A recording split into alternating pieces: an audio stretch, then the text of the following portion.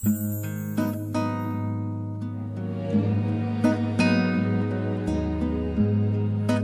couldn't even count the times I've had to look away, so you wouldn't see my teardrops fall like a river down my face. I'd trade you places if I could. I'd only be too glad, so you could be like all the rest, but it just don't work like that. But there will come a day, my friend, all the pain and heartaches end, and the greatest gift we'll ever see is when. And I appreciate so much the opportunity to come and talk to you a little bit about something that's very dear to my heart. Kaylin is here. She is 15 now and got her learner's license yesterday. Was it yesterday? So she's going to be driving. Can you believe it? She was just a little baby when I retired from here. She is the apple of my eye, but she is tough as a lighter knot, if you know what that means. Some of you have been out in the field digging up lighter stumps to build your fires with. I know you're not so old that you don't remember that. I remember it as a kid. And she's tough. She has a needle in her body 24 hours a day, 7 days a week. And she wears a little pump that pumps insulin into her body through that needle that she wears in her body. Some of you have already looked at the survival kit up here, and you've asked me what it is. It's what she uses to survive. She has to use all of these things most every week, and some every day. And some of them she has to use several times a day. She pricks her fingers to draw blood approximately 6 to 10 times a day. And she has to use the pump. She tells it how much insulin to dispense in her body. She counts carbohydrates when she sits down to eat, and everything that she consumes has to be counted. Carbohydrates have to be counted, and then she has to give herself insulin for the carbohydrates she consumes at each meal and at each snack. Like I said, she's tough. I don't know if I could be as tough as she is not. But she has taken this like a little trooper. She was diagnosed when she was 6 years old.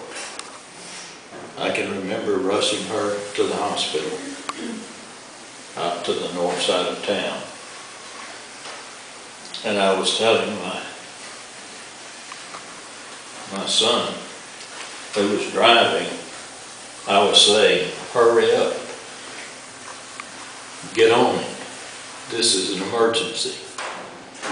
Her blood sugar was so high that she was in danger of going into ketoacidosis, which can be fatal.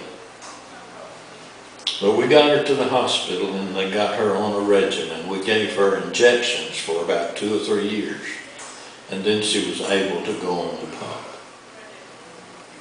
And if you want to look at this survival kit before you leave, you can see a pump and the needles and everything she uses to survive.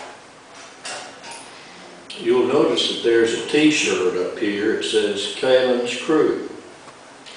Last year at the JDRF Walk in Centennial Park, she won the t-shirt contest.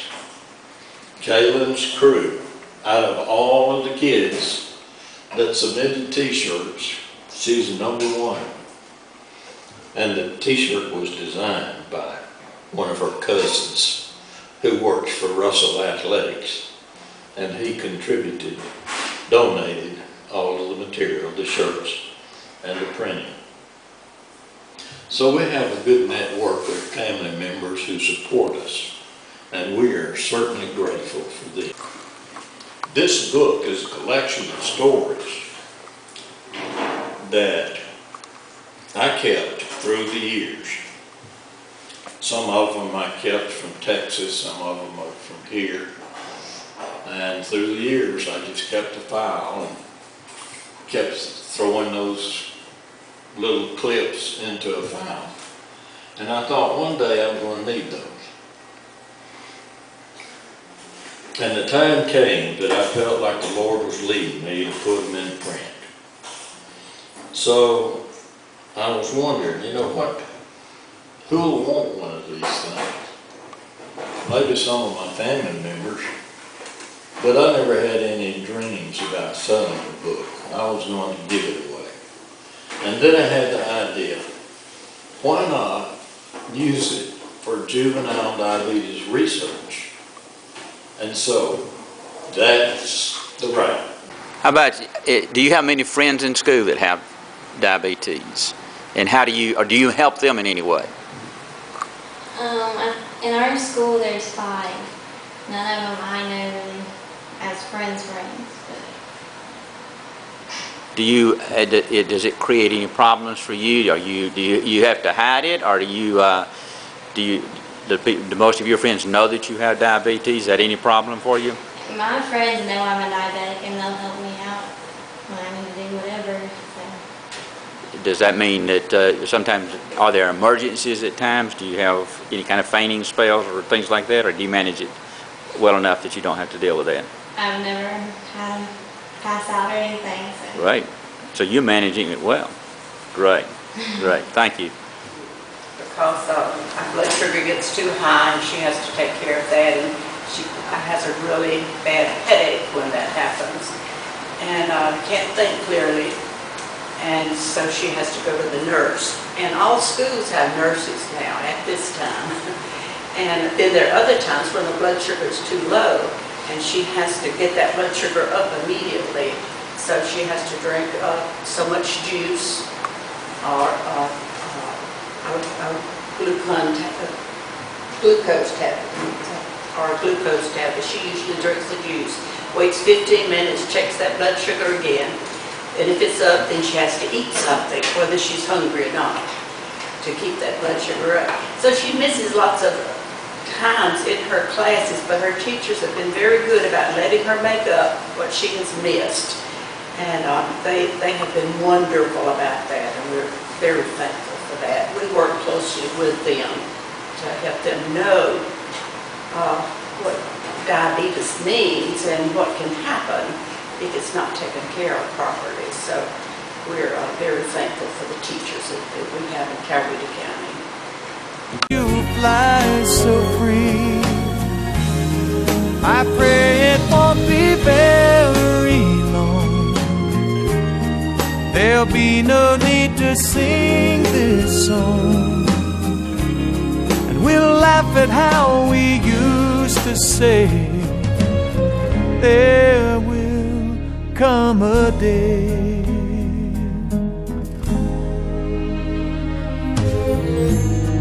You never stop impressing me with quiet strength and faith, living life with your head held high and a heart so full of grace. I search for rhyme and reason, yes, I try to understand. I try not to worry about those things that are out of our hands. But there will come a day, my friend, all the pain and heartaches end, and the greatest gift we'll ever see is when